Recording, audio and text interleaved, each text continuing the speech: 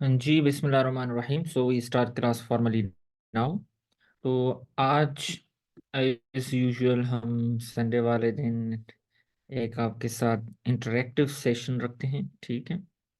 तो I will not visible to you, but ये है कि आपके सामने आई होप के स्क्रीन विजिबल है, और उसके अलावा बाकी आपको जो है मेरा आवाज़ भी सही तरीके से आ रहा है, ठीक है।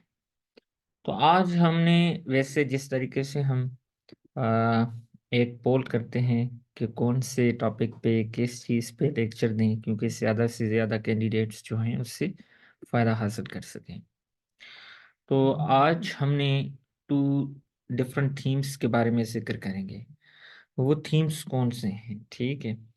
वो थीम्स जो हैं हमारे इंग्लिश एसे के बारे में है, ठीक है। तो आप सबको पता है कि इंग्लिश एसे जो है सबसे ज़्यादा दिक्कत देता है, सबसे ज़्यादा तकलीफ देता है जब आप अटेम्प्ट करते हैं। वो क्यों सबसे ज़्यादा आपको तकलीफ देता है, उसका भी एक रीज़न है, ठीक है। वो रीज़न कौन सा है?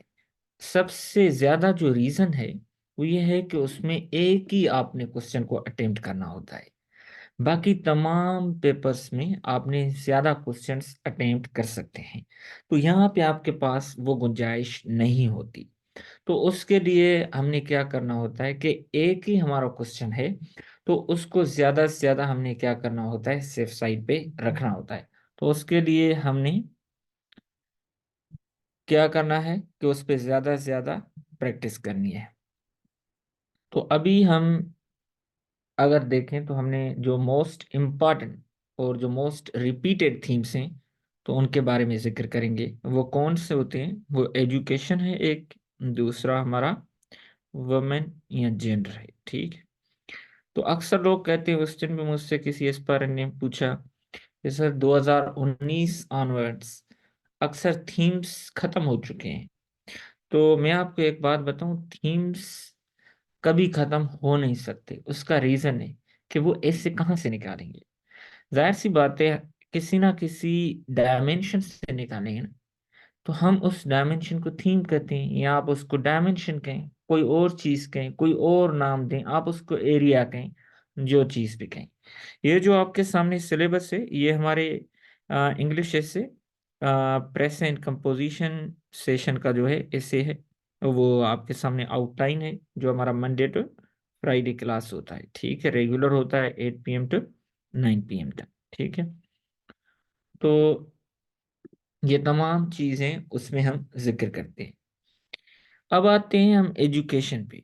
जब आप एजुकेशन की बात करते हैं कि हमने इस पे थीम प्रिपेयर करना है, ठीक है, या हमने इस पे एरिया प्रिपेयर करना है, या डायमेंशन प्रिपेयर करना है, इससे मुराद ये है कि आप एजुकेशन से related each and everything from number 1 to number 100 जो भी चीज एजुकेशन में फॉल करती है हम उसको स्टडी करेंगे। कल एजुकेशन से रिलेटेड जो भी टॉपिक आ जाए तो हम उसको क्या करेंगे कि उसको अटेम्प्ट करेंगे, ठीक है। तो किसी एक पर्टिकुलर हमने पॉइंट की तरफ नहीं जाना। इट मीन्स कि ऑल इंक्लूसिव एजुकेशन एरिया पे हम स्टडी करेंगे, उसमें हम नोट्स बनाएंगे। जब हम कहते हैं ना आप थीम प्रिपेयर करें, तो उससे मुराद ये कभी नहीं होता कि आप ऐसे प्रिपेयर करें, ठीक है, या किसी टॉपिक को प्रिपेयर करें। तो जब एजुकेशन की बात आ गई मिसाल के तौर पे, अब क्योंकि हम दो डायमेंशन का जिक्र करेंगे, एक एजुकेशन का, एक वुमेन का, इसमें टाइम कितना लगेगा, किस तरीके से करना है, वो सारी चीजें हम देखेंगे। मैं आपको इसकी इम्पोर्टेंस एक एग्जांपल से बताऊं। मैं अक्सर काफ़ी एग्जांपल ये देता भी हूँ कि 1957 था, या गालिबन एक साल आगे पीछे, तो ऐसे आया हुआ था meaning and purpose of education, ठीक है। तो 2021 में भी आपको ऐसे आया था मीनिंग पर्पसिव एजुकेशन। मुझे बताएं इस दोनों में क्या फ़र्क है? कोई फ़र्क नहीं, ठीक है। पर्पसिव एजुकेशन, इसकी मीनिंग ये हो जाती है कि what do mean by the purpose of education, what do mean by the purpose of education. It means कि आपने पर्पस ऑफ एजुकेशन बताने हैं, ठीक। तो ये डायमेंशन इतना इंपॉर्टेंट है कि ये टाइमलेस डायमेंशन है, कभी खत्म। आप मुझे बताएं, इंसान को बने हुए कितना कितनी सदियां गुजर गई, पता नहीं बिफोर क्राइस्ट वाले, एडी, पता नहीं कौन कौन से आप सेंचुरीज से गुजर के आए। आज तक वुमेन के रोल की बात आती है कि वो सबजुगेशन है उनकी, वो उनकी सबऑर्डिनेशन है, इकोनॉमिक डिपेंडेंस नहीं है। औरत वाला मसला और मर्द वाला मसला ये कभी खत्म होगा? जिंदगी में नहीं होगा कभी मसला खत्म। तो अब ये टॉपिक टाइमलेस टॉपिक्स है, ठीक है। कुछ टाइम बाउंड टॉपिक्स होते हैं, हम दोनों स्टडी करेंगे। जो टाइमलेस टॉपिक्स हैं आज हम उनका जिक्र करेंगे। तो इन टाइमलेस टॉपिक्स को, जब इतने अच्छे टॉपिक्स हमारे पास अवेलेबल हैं, तो फिर हम उनको क्यों इधर उधर करें। अब एजुकेशन को जब आप प्रिपेयर करते हैं, आप थीम को मैं कहता हूँ, तो आप इट मीन्स कि इसके नोट्स भी बनाएंगे। नंबर वन, आप कहेंगे सर एसे के नोट्स बिल्कुल इतना बनाएंगे कि आप, क्योंकि एक एसे तो 10% होगा, 15% होगा, 20% होगा, थीम में तो 100% हमने डेटा निकालनी है, ठीक है। तो अभी आप यहाँ पे देखें, मिसाल के आपने नोट्स बनानी है, अलग बुक जिस पे आप एसे के नोट्स बनाएंगे। नोट्स अगर आप सीएसएस में नहीं बनाएंगे, मिसाल के तौर पे आप एक टॉपिक 6 घंटे से 8 घंटे लगा के बना रहे हैं, कल आप रिपीट करेंगे 5 महीने के बाद, तो फिर आप 5-6 घंटे फिर लगाएं इसको पढ़ने में। जाहिर सी बात है, ह्यूमन की जो रिटेंशन पावर है ना, वो लिमिटेड है। कुछ अर्से बाद हम चीजें भूल जाते हैं, ठीक है। तो जाहिर सी बात है, अगर आपने नोट्स बनाया होगा, इंपॉर्टेंट आइडियाज उसमें लिखे होंगे, तो आपको ज्यादा से ज्यादा 45 मिनट्स टू 1 आवर लगेगा, ठीक है। तो आप उसको फिर रिकॉल कर देंगे तमाम कहानी को। जो सेकेंडरी चीजें होंगी वो रिकॉल ना भी हों, तो आपके ऊपर उसका कोई फर्क नहीं पड़ता। आपको जो भी क्वेश्चन हो इस वक्त, you can put your question in chat box, ठीक है। I will entertain the queries during the session and also at the end of the session too। और आखिर में मैं इन क्वेश्चंस को कैटर करने के बाद फिर आपको माइक पे अलाउ कर दूंगा, ठीक है। फिर जिनको माइक ओपन करके क्वेश्चन पूछने का चाहत हो तो वो पूछ सकते हैं। तो अब ये आता है कि अब एजुकेशन पे हमने क्या क्या बनाना है। मिसाल के तौर पे एक चीज आपने एजुकेशन पे जो बनानी है, कि आपको ये तो पता लग गया कि एजुकेशन की मीनिंग पे आएगा।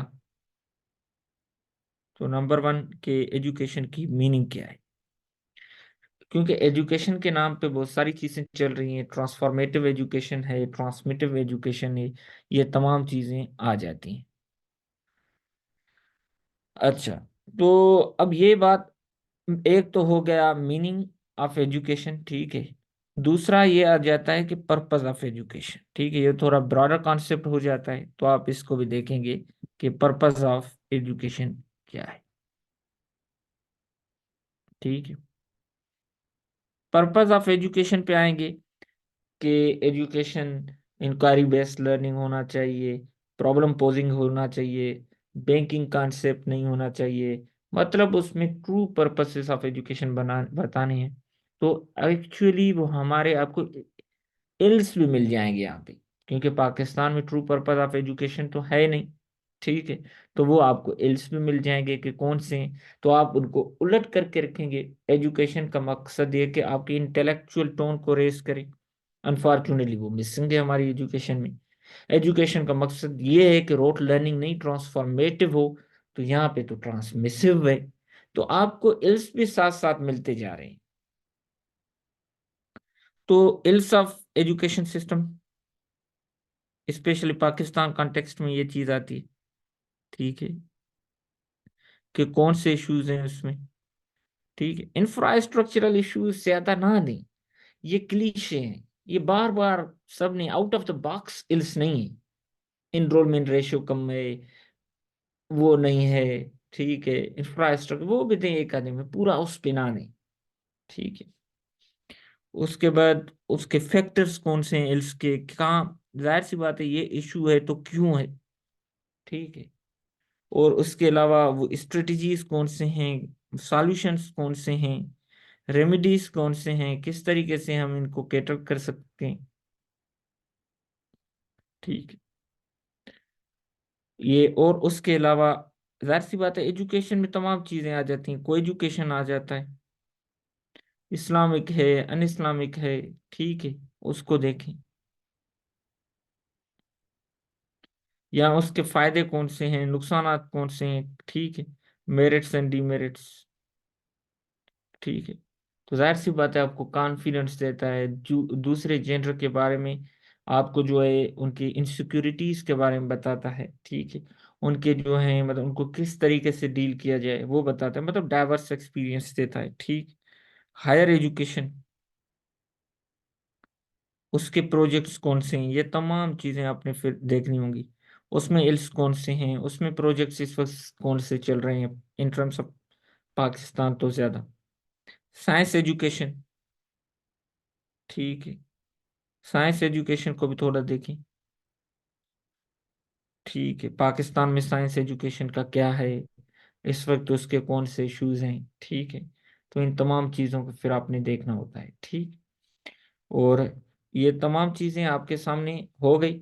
और अब ये तमाम चीज़ें हम कहाँ से प्रिपेयर करें, जिस तरीके से आ गया classrooms decide the fate of nation, जाहिर सी बात है ये टॉपिक यहाँ से ही निकलते हैं और कहीं से नहीं, ठीक है। ट्रू पर्पसेस अगर हम इन्वॉल्व करेंगे तो वो तो जाहिर सी बात है एजुकेशन को क्या क्या क्या रोल प्ले करेगी, fate of the nation nation को डिसाइड करेगी। आपको मैंने पहले भी एग्जांपल दिए हुए हैं जहाँ लिटरेसी रेट स्कैंडिनेवियन कंट्रीज उठाएं वहाँ पे ज्यादा है, तो वहाँ पे क्राइम रेट आपको कम मिलता है।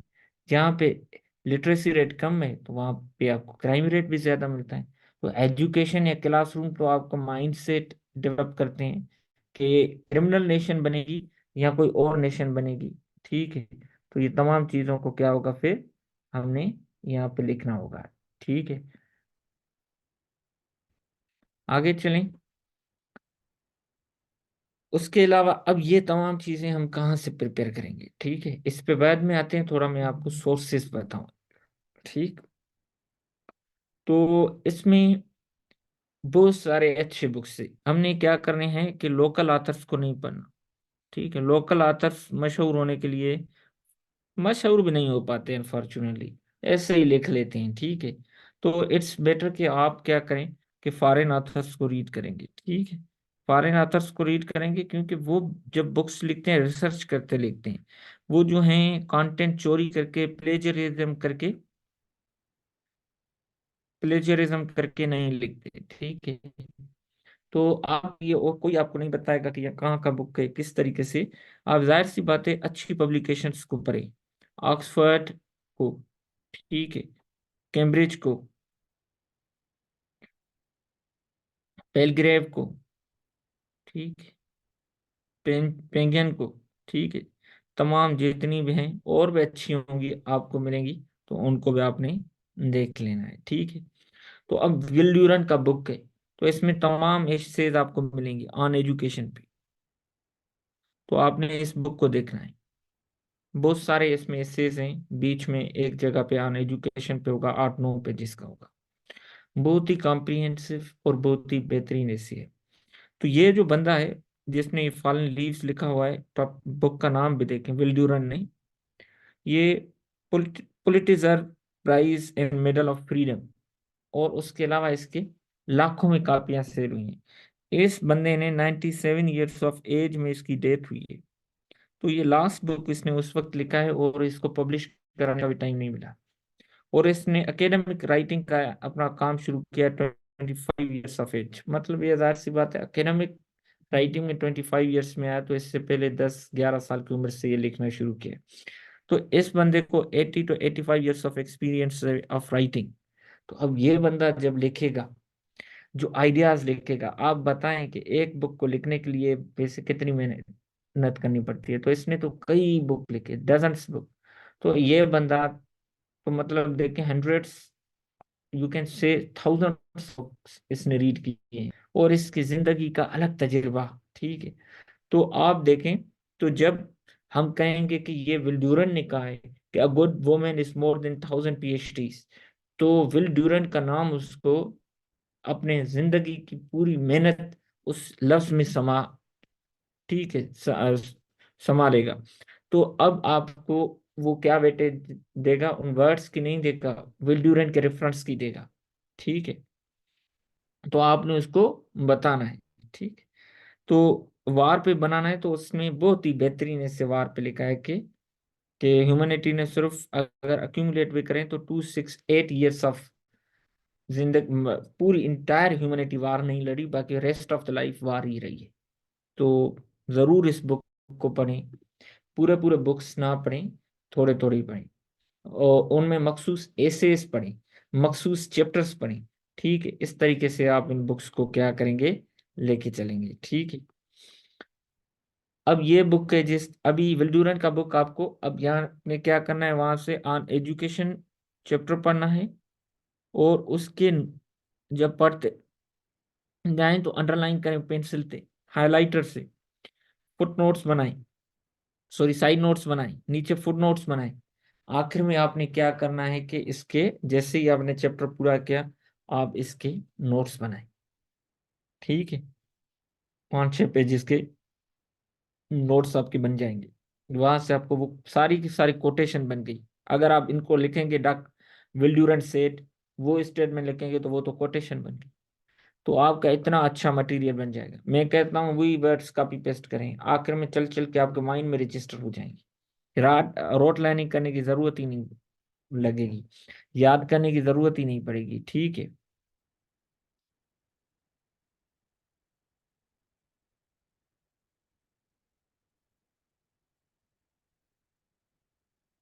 आगे चलते हैं। ठीक है, तो जिस तरीके से ये बुक है, अब ये है पाकिस्तान मैनिफेस्टेशन। ठीक है, बुक की लैंग्वेज ठीक है, हमारे लिए काफी है। कंटेंट के हिसाब से विल्ड्यूरेंट का बुक इससे हजारों गुना आगे है। बट ये बुक मैं फिर भी सजेस्ट करता हूँ, इसमें भी तमाम एसेस हैं, ये ऑन एजुकेशन पे इसमें भी ऐसे। इसकी जो लैंग्वेज है ना, या जो पैराग्राफिंग वैसे बुक्स में नहीं होती, विल ड्यूरेंट या बेटर रसेल वो एफपीएससी की डिमांड के मुताबिक तो नहीं लिखेंगे। वो जहाँ खड़े हो जाते हैं वहां से तो राइटर्स क्रिएट हो जाते हैं। ठीक है, तो अब वो तो हर तरीका एडॉप्ट कर सकते हैं। तो ऑन एजुकेशन पे इसका ऐसे पढ़ेंगे,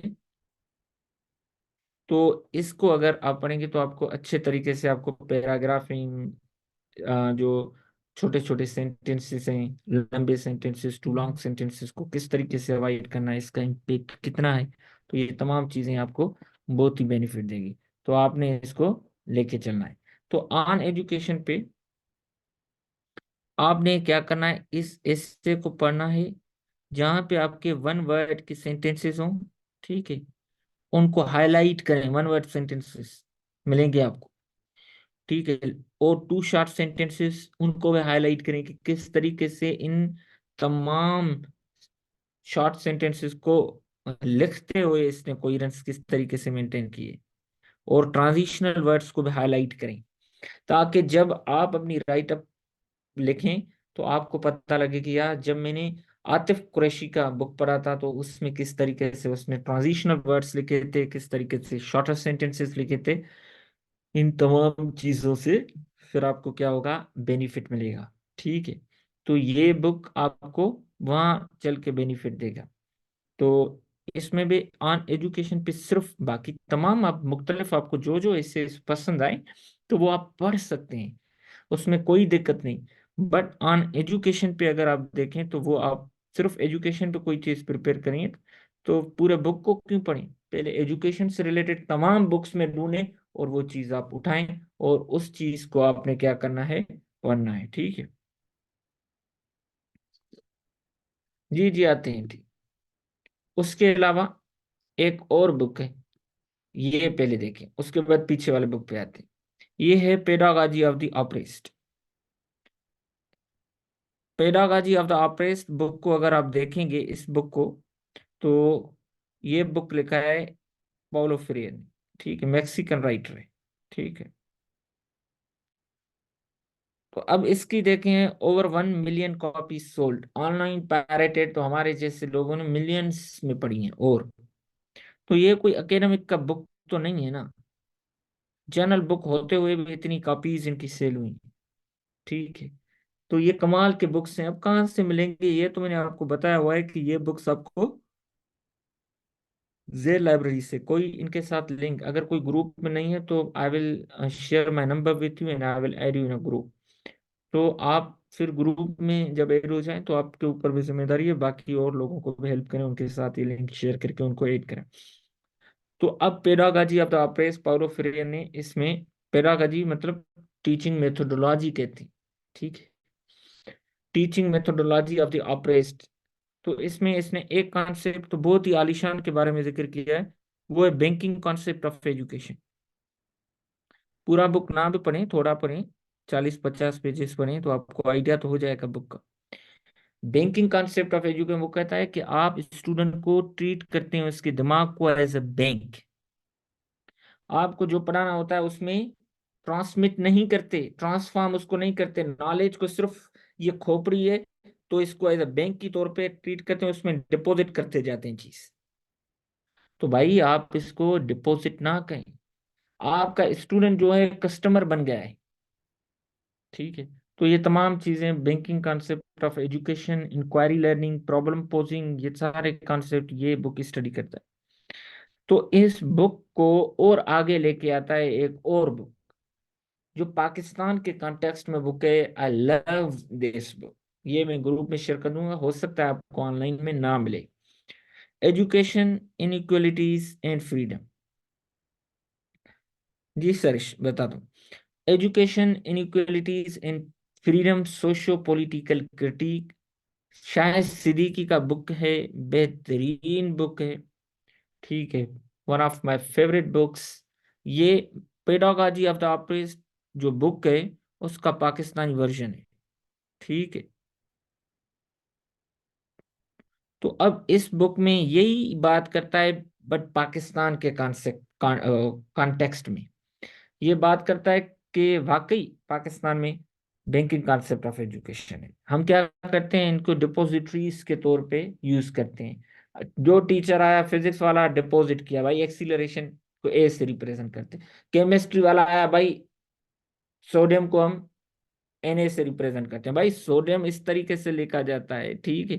Na कहाँ से आई है कोई पता नहीं, केमिकल नेम कोई पता नहीं। बायोलॉजी वाला आता है, ठीक है, वो पूरा न्यूक्लियस का स्ट्रक्चर देता है पर कोई पता नहीं कि सेल वाल उसमें क्यों है, और इसमें सिर्फ इसमें सेल वाल क्यों नहीं है, एनिमल सेल में या जो भी चीज तरीके से सेल मेम्ब्रेन क्यों है। तो कोई इसमें कॉन्सेप्ट नहीं है, सिर्फ डिपॉजिट करो ये चीज ऐसे ऐसे ऐसे ऐसे। तो अब आपने क्या करना है कि ये कह रहा है कि आप स्टूडेंट को कस्टमर की तरह ट्रीट करते हो। ये जो स्कूल्स हैं आपके फैक्ट्रीज बन चुके हैं, ये जो असातिज़ा है ये आपके सेल एजेंट्स बन चुके हैं, जो आपका प्रिंसिपल है वो मैनेजर है, और जो इंस्टीट्यूशन है ये फैक्ट्री है। जो ओन करते हैं इंस्टीट्यूशंस वो मनी माइंडेड पीपल हैं, और only focus on money minting, ठीक है। तो पैसे को किस तरीके से जनरेट करें, ठीक है। यू ट्रीट देम एज, ठीक है, commercial companies treat their customers, ठीक है। तो इस तरीके से मुझे एक सेकंड देने का इंडी।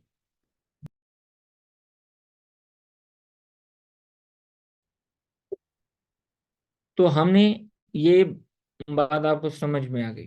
तो अब ये है कि इंस्टीट्यूशंस इस तरीके से अनफॉर्चुनेटली वर्क कर रहे हैं कमर्शियल एंटिटीज के तौर पे, और उनमें जो कॉन्सेप्ट चल रहा है वो कह रहा है new liberal order, new liberalism चल रही है।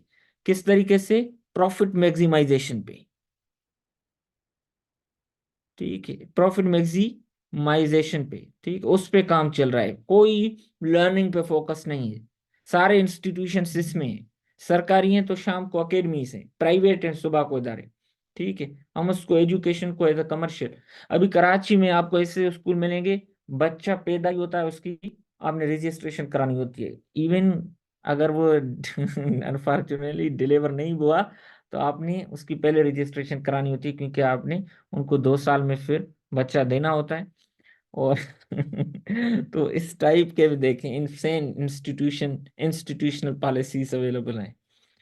तो अब क्या कह सकते हैं, ट्रूली स्पीकिंग ये मेरा इस वजह से एक्सपीरियंस है, क्योंकि जब हमारी भांजी खुद उनको स्कूल्स वगैरह में एडमिट कराने का वो सोच रहे थे तो ऐसे स्कूल भी मिले। नहीं जोक नहीं है, ये ट्रू है। उसके अलावा एक और भी बुक है, ये मैं आपको इस कोई बम्बार्डमेंट ऑफ बुक्स नहीं कर रहा, ये मैंने खुद भी रीड किए, पूरा पूरा बुक की बात नहीं कर रहा, ये मैं कर रहा हूँ सिंपल उससे इससे रीड करें आप। ठीक है, एजुकेशन इनइक्वलिटीज एंड फ्रीडम, तो पूरा बुक ना पढ़ें, उसके 100 पेजेस पढ़ें, इस सब बुक के आप मजा आ जाएगा आपको। एक ही वो बुक भी काफी है, और दूसरा विल डुरैंट पढ़ें। ये हमेशा बर्टन रसेल थोड़ा मुश्किल होता है। अनपॉपुलर एसेस में मैंने आपको कहा कि वो आप एक एक से पढ़ें, तो हमारा एक जवान वो कह रहा था कि सर बड़ा मुश्किल है, समझ में नहीं आ रहा, मैंने कहा फिर भी पढ़ो, एक रीडिंग में नहीं आएगा, दो में तीन में आएगा, आखिर कहाँ जाएगा।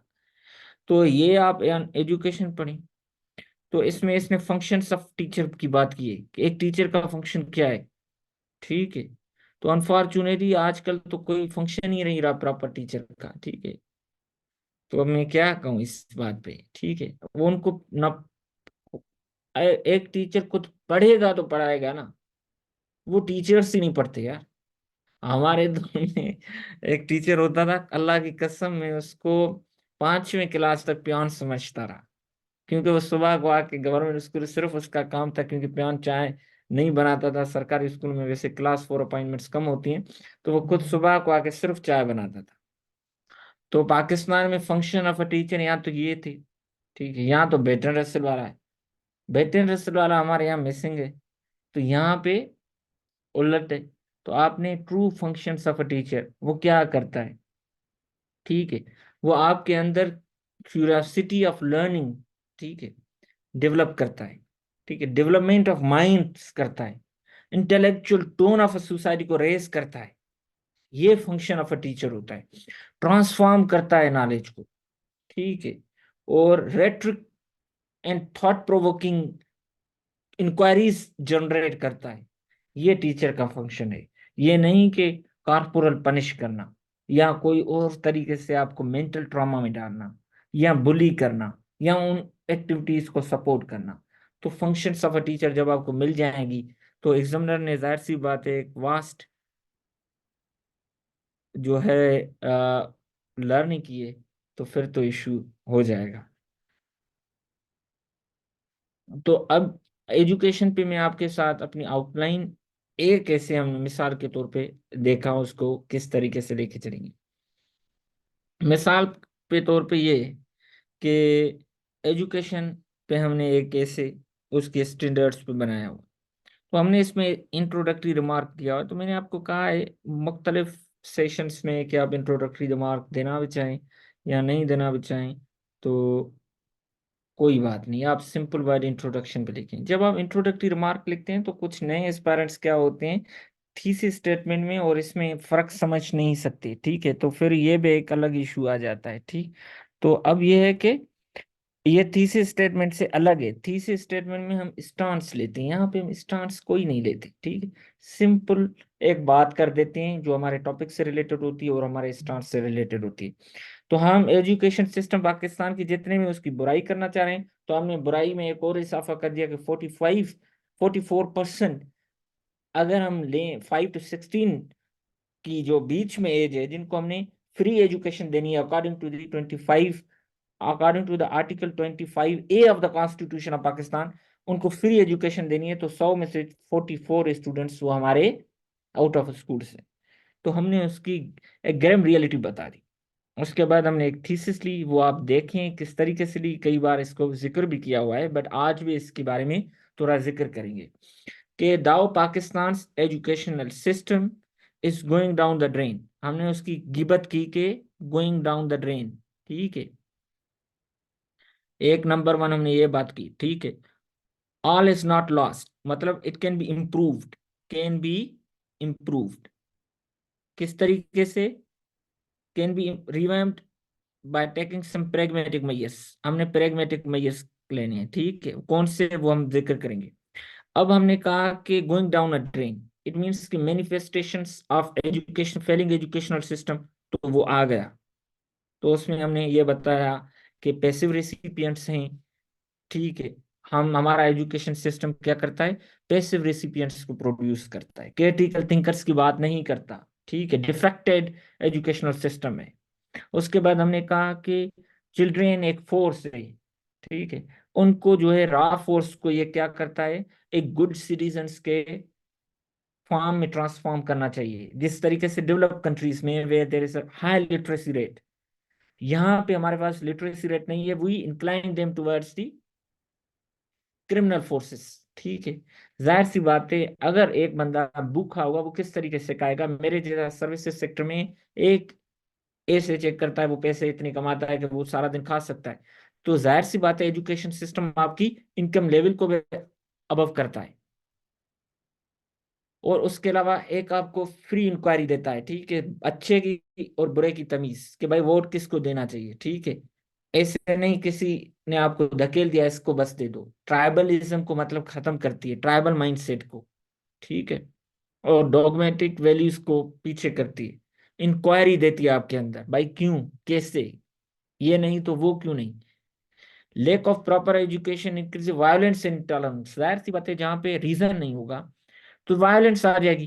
ठीक है। जहाँ पे इंटेलेक्चुअल डिबेट्स होंगी वहां पे वायलेंस नहीं आ जाएगी, वहां पे डायलॉग आ जाएगा कायल करने की। ठीक है। चैथम में रूल्स होते हैं, वो क्यों होते हैं कि एक इदारा, वो इंस्टीट्यूशन था। ठीक है। वो वहां पे इंटेलेक्चुअल डिबेट्स होती थी कि भाई यहाँ पे दुनिया के किसी भी इशू पे आप अपना स्टांस ले सकते हो। ठीक है। और इकोनॉमिक क्लास डिफरेंसेस भी आते हैं इसकी वजह से, पढ़े लिखे में। और देखो, अपॉर्चुनिटीज ज्यादा है जो बेहतरीन इंस्टीट्यूशन से आता है, जो कम इंस्टीट्यूशन से आता है, और बिल्कुल भी जो इंस्टीट्यूशन से नहीं आता। तो जाहिर सी बात है, एक इशू है तो उसके पीछे कुछ फैक्टर्स होंगे ना, आउट ऑफ नोवेयर तो कोई इशू नहीं आ जाता। तो हमने फिर उसके फैक्टर्स को भी जिक्र किया कि भाई Paulo Freire's banking concept of education, तो हमने वो मेंशन भी कर रहे हैं कि ताकि उसको पता लगे कि we have studied the pedagogy of the oppressed, ताकि वो हमें वो भी क्रेडिट दे कि भाई ये बुक रीड करके आया हुआ है, हल्का ना ले। ठीक है। Narrative of education is decided by the hegemonic powers. ठीक है। And no room for teachers creativity, हम ये इशू कह रहे हैं कि इस्लामाइजेशन जैसे पाकिस्तान में आई तो जनरल ज़िया लेके आया, इनलाइटन मोटेशन परवेज मुशर्रफ लेके आया, प्राइवेटाइजेशन और इकोनॉमिक कॉन्सेप्ट्स जनरल अयूब लेके आया। ठीक है। फिर जो है भुट्टो सोशलिज्म लेके आया। तो हमारे हाँ, यहाँ टीचर्स को तो क्रिएटिविटी का कोई मतलब जगह ही नहीं है। और दूसरा ये कि जब हमारे इंस्टीट्यूशंस स्टूडेंट्स को, यूनिवर्सिटीज प्रोड्यूस करते हैं एमबीए को, जॉब नहीं मिल रही किसी फर्म में, इंजीनियर इज नॉट इक्विप्ड, ठीक है, to work in relevant industries. ठीक है। तो उसकी कोई गैप है। ठीक है। एजुकेशन सिस्टम हमारा बिल्कुल सेग्रीगेटेड है, मदरसा सिस्टम अलग है, उर्दू मीडियम अलग है, सिंधी मीडियम अलग है, पंजाबी मीडियम अलग है, ठीक है, इंग्लिश मीडियम अलग है। फिर इंग्लिश में वो और कॉन्सेप्ट आ जाते हैं, गवर्नमेंट रन इंग्लिश स्कूल्स अलग हैं, प्राइवेट स्कूल्स अलग हैं। फिर उसमें और ए लेवल और कैम्ब्रिज सिस्टम, ऑक्सफोर्ड सिस्टम, आगा खान सिस्टम। ठीक है। आर्मी के स्कूल्स, नेवी के स्कूल्स, एयरफोर्स के स्कूल, टू सेग्रीगेटेड। ठीक है। वो अभी जाहिर सी बात है, हमने कुछ स्ट्रेटेजीज लेके, जाहिर सी बात है जब हम कहेंगे स्ट्रेटेजीज लें तो वो तो नहीं होगा डिसाइसिव मूवमेंट के वहां से, कुछ पहले भी तो सॉल्यूशंस लिए गए होंगे। तो बेहतर है कि एक पैराग्राफ में वो भी लिखें, उनको भी एक्नॉलेज करें, फिर बाकी आप बताएं कि ये आप स्ट्रेटेजीज को फॉलो करें। ठीक है। किस तरीके से आप पूरी जो जितने भी स्ट्राटा ऑफ सोसाइटी हैं उनमें इक्वल स्टैंडर्ड्स को मेंटेन करेंगे, नेरेटिव कहाँ बिल्ड होना चाहिए, कौन करेगा, किस तरीके से होगा, प्रॉब्लम पोजिंग या इंक्वायरी बेस्ड लर्निंग एजुकेशन होनी चाहिए, ना कि बैंकिंग एजुकेशन होनी चाहिए। फिर अगर इंट्रोडक्टरी रिमार्क ऊपर दिया तो फिर कंक्लूडिंग रिमार्क दें, अगर ऊपर इंट्रोडक्शन दिया तो फिर नीचे कंक्लूजन दें। फिर आप एवेल्युएट कराएं, फिर जो गलतियां निकलती हैं उसको सुधारें और माइंड में रजिस्टर करें। इस तरीके से आपके एक थीम, आपका एक थीम प्रिपेयर हो जाता है। एक थीम प्रिपेयर करने में, कंप्लीट ऐसे लिखने में आपको तकरीबन 7 डेज लग जाते हैं। गलत बात नहीं करा, 4 दिन आप इसको हेवी रीडिंग करते हैं, नोट्स बनाते हैं, 2 दिन आप इसको रफ ड्राफ्ट बनाते हैं, पूरा ऐसे बना लेते हैं, आखिरी दिन 7वें दिन फिर आप इसका फेयर ड्राफ्ट बना लेते हैं और वो सबमिट कराते हैं। ठीक है। फिर 3-4 दिन में वो ऐसे चेक होके आ जाता है। ठीक है। इस पे कोई क्वेश्चन है तो पूछें, अदरवाइज हम एक और थीम के बारे में भी फिर जिक्र करेंगे।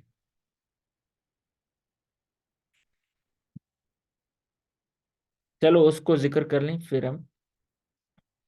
लगता है आज सिर्फ हम एजुकेशन के यहाँ तो थीम को ही जिक्र करते हैं, ठीक है, चलो इसको ही अच्छे तरीके से ले चलते हैं। वुमेन को हम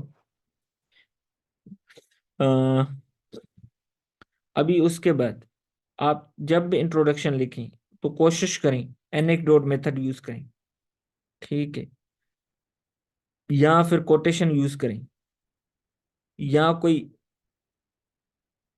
पोम स्टार्ट करें, या कोई रिपोर्ट से, या फैक्ट से, स्टार्टलिंग फैक्ट से, इन तमाम चीजों से स्टार्ट करें, ठीक है।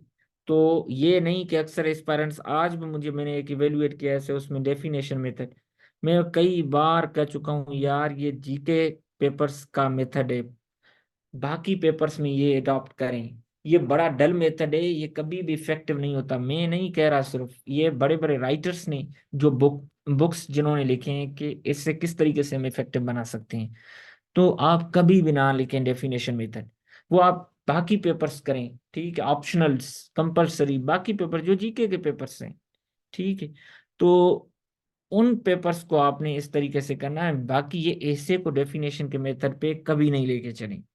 जो भी लिखें फिर आप उसको लिखें कि ये कहाँ से ली गई है और कौन राइटर है, ठीक है, किसने यहाँ कही है। जितनी आप डेटा देंगे उसके बारे में, उसकी एड्रेस देंगे तो वो उतना बेहतर। और टाइटल्स को हमेशा अंडरलाइन करें, जैसे ये फॉलिंग लीव्स है। उसके बाद जो भी यूज करें आप उसको हमेशा नेचुरलाइज करें, जिस तरीके से हमने किया है। In the view of Will Durant's statement, education is of most worth in the life of every human being. तो आप फिर क्या करते हैं, हर चीज को नेचुरलाइज करते हैं, ठीक है। कोई भी चीज करें, अगर नेचुरलाइज नहीं करेंगे तो वो हम इस तरीके से समझा जाएगा कि आउट ऑफ नो वेयर आ गई है, इसका इसके साथ क्या लेना देना। तो अगर नेचुरलाइज नहीं करेंगे तो इररिलीवेंस हो जाएगी। तो इररिलीवेंस को हम कन्वर्ट कर रिलीवेंस में कन्वर्ट करने के चक्कर में हम क्या करते हैं, नेचुरलाइज करते हैं ताकि इररिलीवेंस ना हो। फिर हम इसको और इलाबोरेट करते हैं, दूसरी स्टेज पे हम क्या करते हैं, इलाबोरेट करते हैं, जिस तरीके से यहाँ पे किया है। It has it helps a person in every walk of life from credit to grave. It, ठीक है, enables person to feel pain and pleasure at the right moment. It further enlightens a person to delineate the difference between right and wrong, virtue and vice, boon and bane. Altogether, education is perfecting of life. तो आपने इसको क्या किया, elaborate किया, ठीक है। उसके बाद तीसरा ये होता है कि रेट्रिक क्वेश्चंस को लिखें, thought provoking questions. Rhetoric questions क्या होते हैं कि वो आपको आंसर नहीं डिमांड करते बट थॉट को प्रोवोक करते हैं, ठीक है। जिस तरीके से हमने किया है, does Pakistan educational system really complement, ठीक है, लाइफ के कॉम्प्लीमेंट, वो आय वाला नहीं है, ये कॉम्प्लीमेंट ई वाला है, क्या मतलब कंप्लीट करना, ठीक है। तो एक दो और क्वेश्चंस पे आप लिख सकते हैं, ठीक है, डज पाकिस्तान एजुकेशनल सिस्टम, ठीक है, fit to the standards of 21st century, ठीक। तो इस तरीके से, इस Pakistan educational system really transformative one. तो इस तरीके से आप थॉट प्रोवोकिंग क्वेश्चन लिखें। उसके बाद आप प्लेसमेंट ऑफ थीसिस स्टेटमेंट करेंगे। थीसिस स्टेटमेंट हमारा स्टांस है तो उसको थोड़ा हम अंडरलाइन कर लेते हैं ताकि उसको पता लगे भाई ये हमारी एक, ठीक है, एक जो है वो नए किस्म की स्टेटमेंट है। अंडरलाइन जिसको करते हैं तो आप उसको हाईलाइट करने की कोशिश करते हैं ना। तो हमने वही जो थीसिस बाहर लिखी थी वो यहाँ पे लिखी। उसके बाद आप क्या करते हैं, ग्लिम्स देते हैं आउटलाइन की। तो अक्सर एस्पायरेंट्स समझते नहीं कि ग्लिम्स क्या है। आपका इंट्रोडक्शन यहाँ पे वैसे पूरा हो जाता है, बट ये है कि ग्लिम्स हम इस वजह से देते हैं कि जिस तरीके से अगर हम पैराग्राफ लिखें कि this essay will start off by discussing manifestations या effects of failing educational standards, then the focus will be shifted on the culprit factors behind the collapse of the education system. Lastly, the discussion or the debate will be followed up by suggesting some cogent measure. तो अक्सर बड़े writers कहते हैं ये express नहीं करना, ठीक है, कि आप क्या करने जा रहे हैं, अपनी स्कीम को खुल के नहीं बताना। तो फिर वो कहते हैं कि आपने उनको फील कराना है कि आप क्या करने वाले हैं, बस बताना नहीं है, महसूस कराना है। आपको कोई कहता है कोई बात कि आपको बुरी लगती है, आप उसको कहते हैं यार मुझे ये बात इंतहाई बुरी लगी। दूसरा क्या करता है कि वो फील कराता है, वो उठ के चला जाता है, या आपके साथ खाने का मूड होता है, वो कोई बहाना करके निकल जाता है। तो आपको पता लग जाता है कि यार ये चला गया। या वैसे डेली आता है आपके पास, लेट नाइट बैठता है, आपने कोई बात की तो वो बस 10-15 मिनट के बाद वो कहता है मुझे काम हो गया मैं जा रहा हूँ, दूसरे दिन फिर नहीं आता।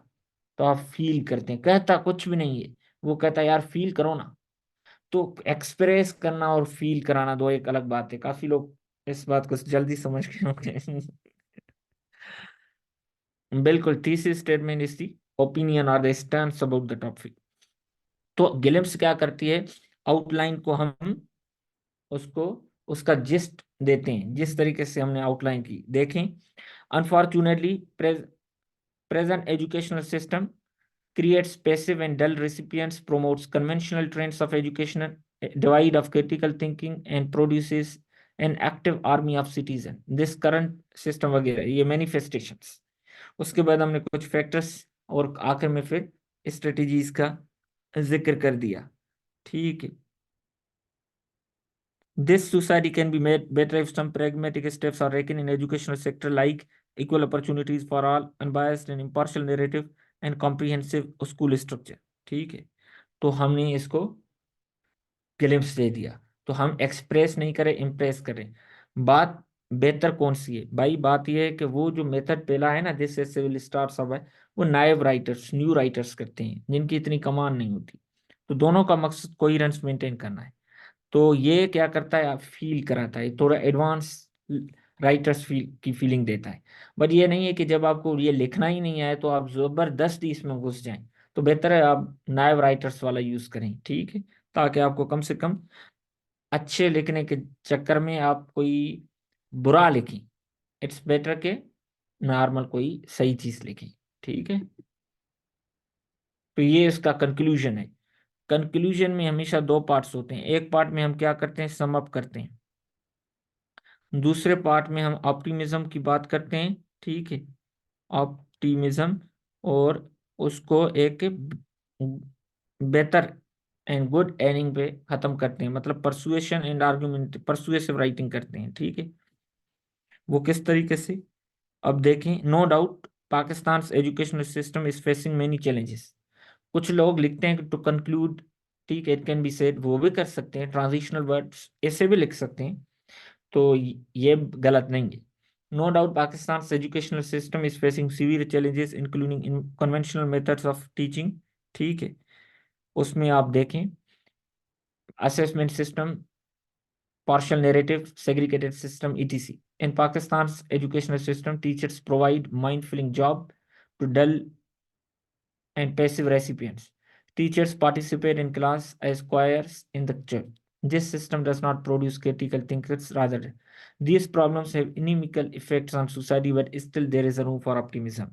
तो यहाँ से देखें, इसमें कभी भी आप फैक्टर्स नहीं देते कि क्यों, तो वो आप ऐसे में करके आए, इंट्रोडक्शन में करके आए और पूरा ऐसे इस पे है। तो इसमें इफेक्ट्स एंड स्ट्रेटजीज पे आ जाए। ठीक है, inimical effects on society but still there is a room for optimism. हम, ठीक है, इम्प्रूवमेंट भी लिख सकते थे। ठीक है, मतलब आप बेहतरी की तरफ और एक उसको फील कराएंगे, ऑल इज गुड, ठीक, ऑल इज वेल। ठीक है। These problems can be curbed by taking some pragmatic measures. Thou one should not build castles in air, but one should not let his or her hope one so। ठीक है। तो इसको वन करें, one so hope down, as Bertrand, as Bernard William says. तो ये मैंने quotation paint की है, हाईली परसुएसिव होती है कि there was never a night और a problem that could defeat sunrise और होप। आपको फील होता है यार दुनिया में वाकई ऐसा कोई मसला नहीं जिसका हल ना हो, क्योंकि हल तो पहले आ जाता है, मसला बाद में आता है। तो अब इस तरीके का जो राइटअप होता है आपको फिर थोड़ा परसुएट करने की कोशिश करता है। जी, इस पे कोई क्वेश्चन है, आज एक ही थीम का जिक्र करते हैं।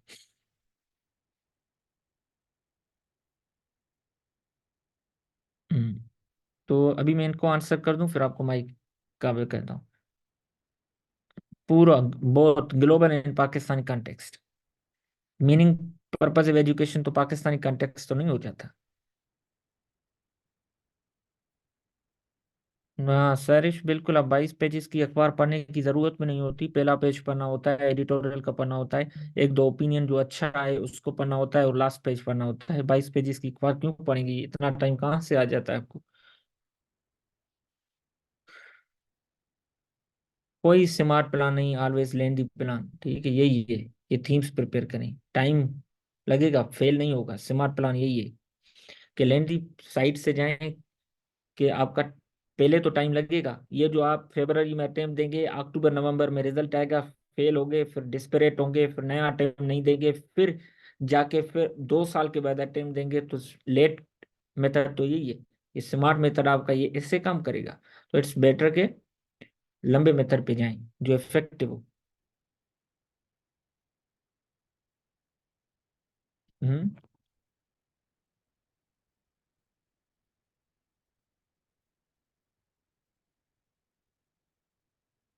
तो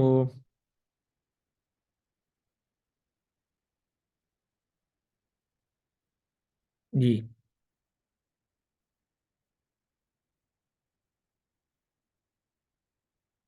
एक सेकंड। तो अभी ये है कि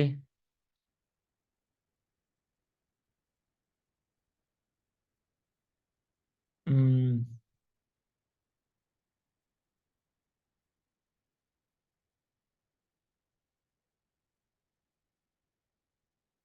बिल्कुल ऐसे पास होगा, कैसे नहीं होगा शाना?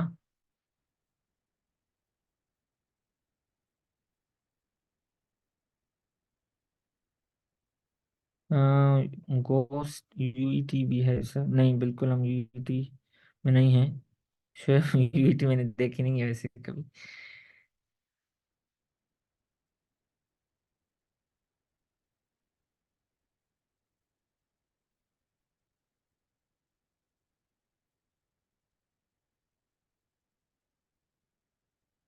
हाँ, इंजीनियर्स क्या होते हैं वो? Jack of all traders and master in none.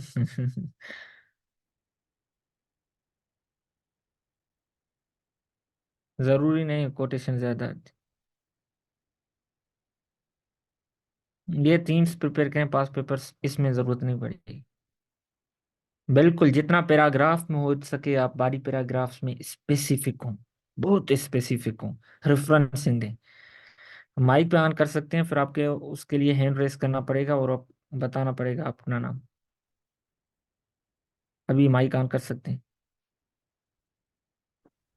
हाँ बिल्कुल, काउंटर पर्सपेक्टिव दे सकते हैं, क्यों ना दें। सर कोई कंक्लूजन की समझ नहीं आ रही, इसको जरा थोड़ा रिपीट कर दें अच्छी तरीके से। रिपीट वाला काम मुश्किल है, थोड़ा बहुत बता देते हैं। रिपीट के लिए रिकॉर्डिंग भी आपको मिल जाएगी, डोंट वरी, एक यूट्यूब पे आ जाएगी। दो हिस्से में करते हैं कंक्लूजन को, कि एक पहला हिस्सा कि सारी जितनी बात की उसको सम अप करो, दूसरे में फिर उसके इम्प्रूवमेंट की तरफ जाओ। बाकी इसमें हम फैक्टर्स वगैरह नहीं लिखते कि क्यों जो है ये मसला है, क्योंकि हम इंट्रोडक्शन में वो लिख के आए हुए होते हैं। जी। जी फवाद।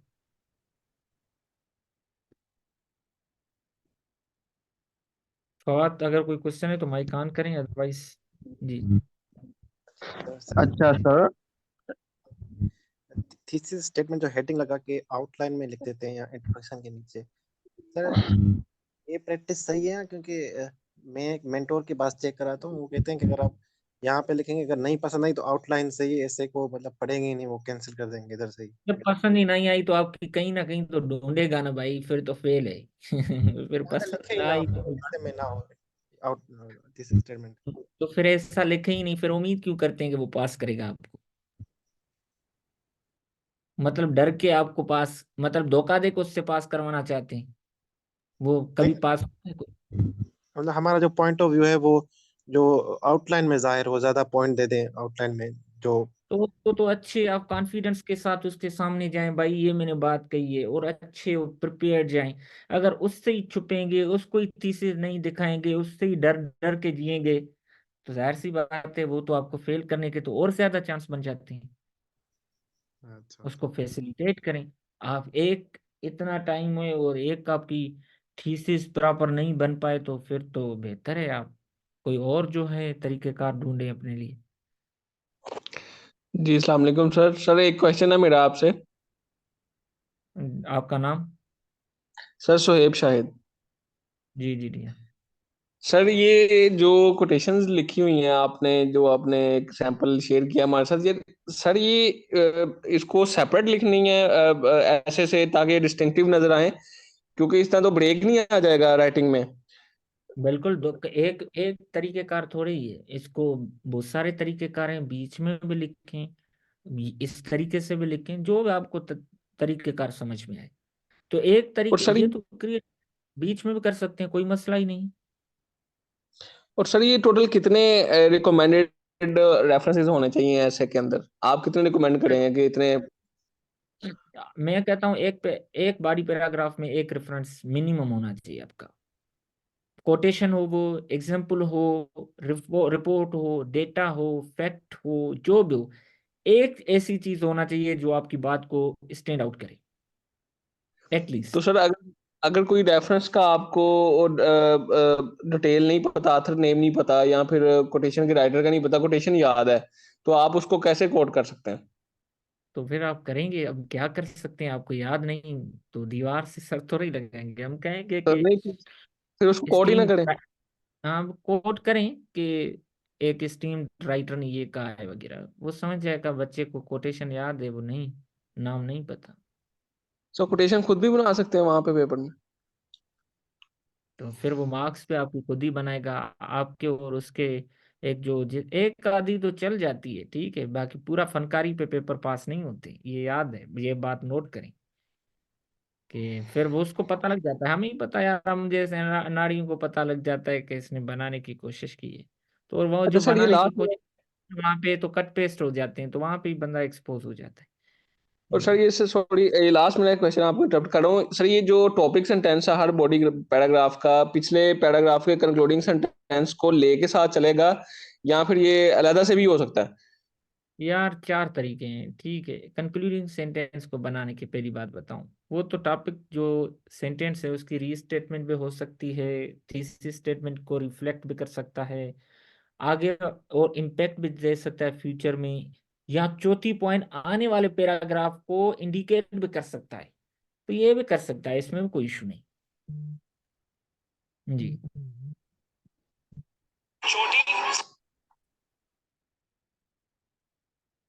वहाँ ट्रांजिशन पैराग्राफ बनाने होते हैं एक दो लाइन में बॉडी पैरा के साथ, लेकिन लिख दें अपकमिंग डिटेल का है, ये लिख दें, हेडिंग नहीं देनी, बाकी लिख दें ट्रांजिशनल कोई लाइन। बट आपकी राइटिंग में कोई होनी चाहिए, तो फिर तो कोई इशू नहीं। जी अच्छा जी। सर, एक क्वेश्चन है सर। जी सर बोले। ऐसे के अंदर एटलीस्ट कितनी थीम्स होनी चाहिए? जैसे आपने एजुकेशन का ऐसे अभी जो हमने पढ़ा है तो उसके अंदर 4-5 थीम थी। एज लाइक कि अगर क्लाइमेट चेंज पे आए और क्लाइमेट चेंज पे ऐसे आए कि एज ए थ्रेट, तो फिर कितनी हमारी डायमेंशन होनी चाहिए? वो स्टेटमेंट खुद ही बताती है कि ग्लोबल वार्मिंग का मिथ रियलिटी, जाहिर सी बात है इसमें मिथ का भी होगा, ठीक है, जी सर। रियलिटी की बात हो। रियलिटी है तो मतलब मैनिफेस्टेशंस का जिक्र करेंगे, उसके पीछे फैक्ट इशू है तो फैक्टर्स भी होंगे, उस इशू को रिजॉल्व करने के लिए स्ट्रेटजीज भी होंगी, तीन चार तो यही होंगे। तो इधर ही। जी अच्छा हाँ। सही।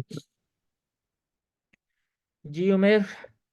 सर ये काउंटर पर्सपेक्टिव का पूछना है कि किन एसेस के टाइप में हम दे सकते हैं या नहीं, और सेकंड क्वेश्चन के इंट्रोडक्शन के अंदर हम क्वेश्चन रेज कर सकते हैं, क्योंकि मोस्टली टीचर कहते हैं कि ऐसे का टॉपिक ऑलरेडी एक क्वेश्चन है जिसको आपने सॉल्व करना है, तो अगेन से वो क्वेश्चन रेज करके आप उसको कॉम्प्लेक्स ना बनाएं। तो थोड़ा ये चलिए गाइड कर आप, दें सर। ये क्रिएटिव राइटिंग का पेपर है, आप काउंटर पर्सपेक्टिव दे सकते हैं, कोई इस पे इशू नहीं है, as long as your paragraphing is right. दूसरा ये है कि जो इंट्रोडक्शन में हम क्वेश्चंस रेट करते हैं वो थॉट प्रोवोकिंग क्वेश्चंस होते हैं, उनको आंसर नहीं करना होता, हम उनको रेट्रिक क्वेश्चंस कहते हैं। तो वो बिल्कुल कर सकते हैं आप, कोई भी अपना जो है पैराग्राफ पे क्वेश्चन से स्टार्ट कर सकते हैं, ठीक है, जरूरी नहीं तो उसको आंसर करेंगे, the rest of the paragraph, ठीक है, उसका आंसर बन जाता है।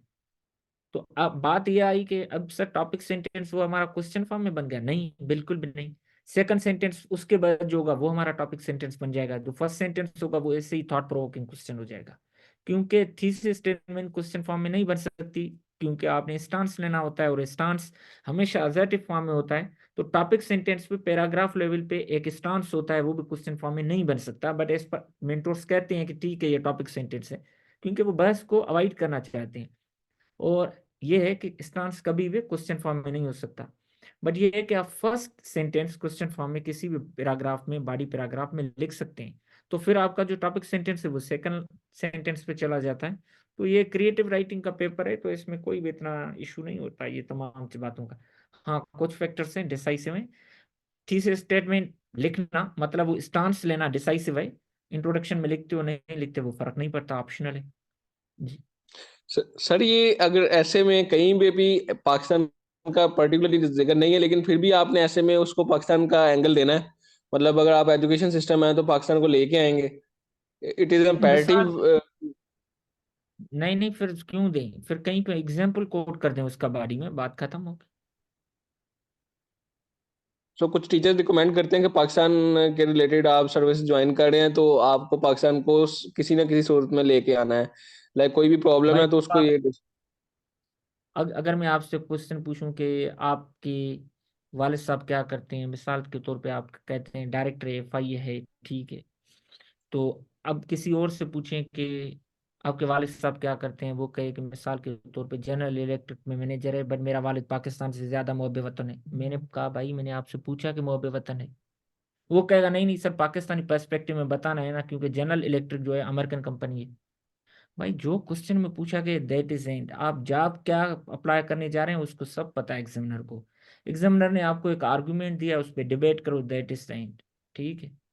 जी sir, thank you very much sir. एक लास्ट बता दें कि जो आउटलाइन है वो फ्रेजेस में हो या फिर सेंटेंसेस में भी हो सकती है, कंप्लीट दोनों सेंटेंसेस में। दोनों में हो सकती है, दोनों में इफेक्टिव होगी जी जी। जी सर, थैंक यू। अगर फ्रेज में करते हैं तो फिर सर पूरी एक और क्वेश्चन है सर, एक्सक्यूज मी सर।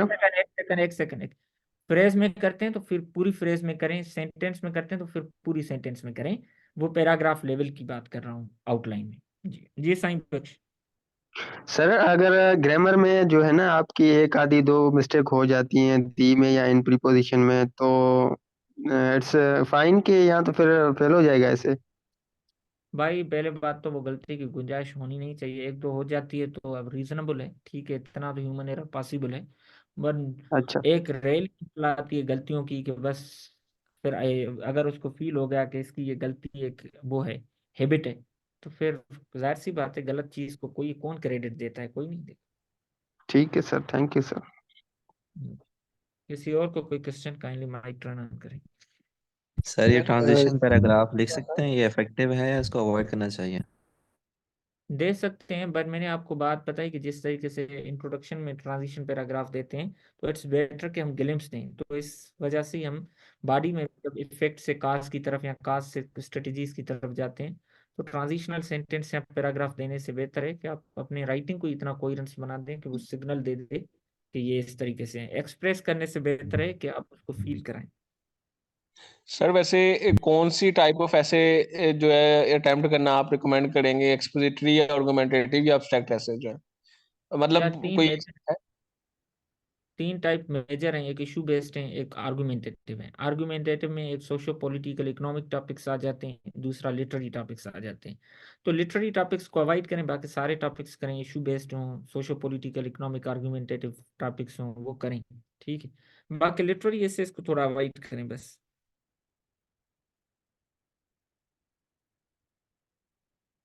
और किसी को सर कोई मैंने ये क्वेश्चन? पूछना था, जो ऐसे के पेपर में ऊपर लिखा होता है कि make sure to use argumentative narrative style of writing, I think दो और भी मेंशन होते हैं। सर ये इसका मतलब कैसे यूज किया जाए, ये क्या मैंडेटरी है? बिल्कुल मैंडेटरी है, और आपने करनी है। नरेशन एक स्टाइल है राइटिंग का, पैराग्राफ राइटिंग का, कहानी के अंदाज में फॉर्मल राइटिंग हमने फॉर्मल कहानी बतानी होती है थर्ड पर्सन, ठीक है। और इस तरीके से कंपेयर एंड कंट्रास्ट दो सब्जेक्ट्स होते हैं, हम उनको कंपेयर करते हैं और आखिर में कंक्लूजन ड्रा करते हैं। इस तरीके से डिस्क्रिप्टिव राइटिंग में हम स्टोरी को डिपिक्ट कराते हैं और आपके सेंसेस को फील कराते हैं कि भाई वाकई इस तरीके से हो रहा है, ठीक है। तो अगर आपने किसी को मुक्का मारा, उसने कहा उसने उसको जो है ना मुक्का मारा था, आप कहते हैं उसने उसको नाक पे मुक्का मारा और उसकी हड्डी टूट गई और आंख जो है उसके जो है नाक से खून बह रहा था, तो बंदा फील करता है यार इस अगर मुझे नाक पे चोट लगती है, हड्डी टूट जाती, खून, तो ये डिस्क्रिप्टिव राइटिंग में हो जाता है। तो राइटिंग की वेराइटीज हैं। जी जी। अब यहाँ पे पूरा एक क्लास में करना यार नामुमकिन था, इस वजह से मैंने जिक्र नहीं किया इस चीज़ का। बस ये है कि जो मंडे टू फ्राइडे हमारे क्लासेस होते हैं उसमें तो ये एक एक कंपोनेंट पे हम इसका पूरा पूरा क्लास करते हैं। जी जी। सर ये फी डिटेल्स और वो सारी चीजें कहाँ से पता चलेंगी? मैं आपके साथ नंबर शेयर कर लेता हूँ ग्रुप में। जी।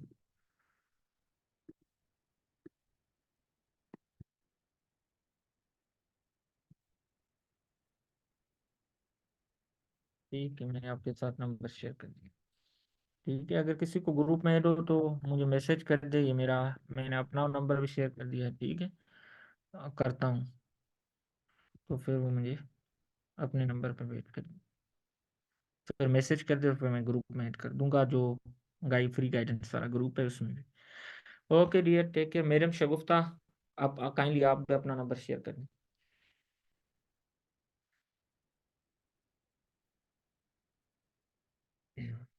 जी, मैं आप मैडम शगुफ्ता के साथ भी कांटेक्ट में आ सकते हैं।